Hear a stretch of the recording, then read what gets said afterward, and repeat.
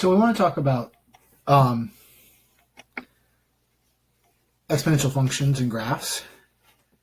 We want to remediate the assessment. So to begin, we want to think about a couple things. First of all, the base function or the parent function. If we have y equals 2 to the x, we know some important things. We know that 2 to the 0 is 1, so we know that our y-intercept will be at 1. Okay, let's just checking the lighting here. So this will be at 1.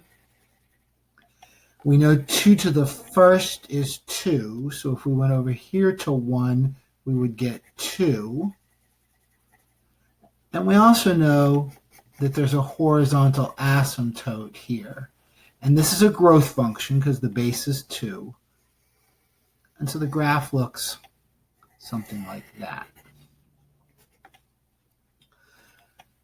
We've also learned that if this base were not 2, but for example, if this base instead were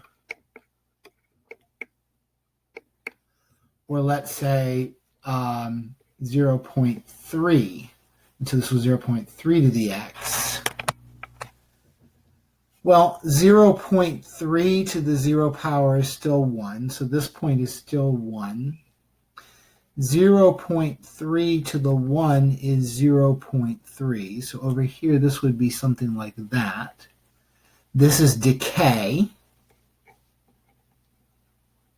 because our factor is 0.3. So it's a 30%. We're keeping 30%, losing 70%.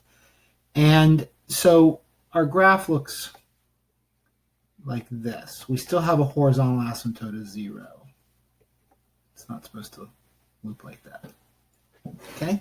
So those are two representative graphs of the base or mother functions, parent functions that we've talked about. Okay? Now, we've also talked about transformations. We've talked about how to move that graph around. And here's a review of what we've talked about. This document is available from your teacher. It's available in materials. And we've talked about all these things. So let's review here. Okay? A, the number in front. The number in front gives me the vertical stretch or shrink. If A is negative, it also causes the graph to reflect over the x-axis.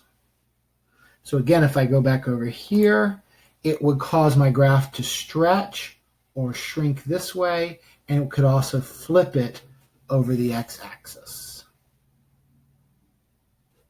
Okay. Next, the base. We just talked about how if the base is a number bigger than 1, we're talking about something that's growth. If the base is between 0 and 1, a fractional piece, then it's decay.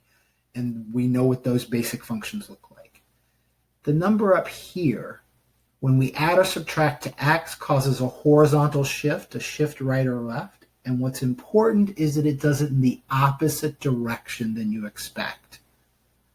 So for example, if it's x plus 2, then it actually, the whole graph moves to the left 2 units.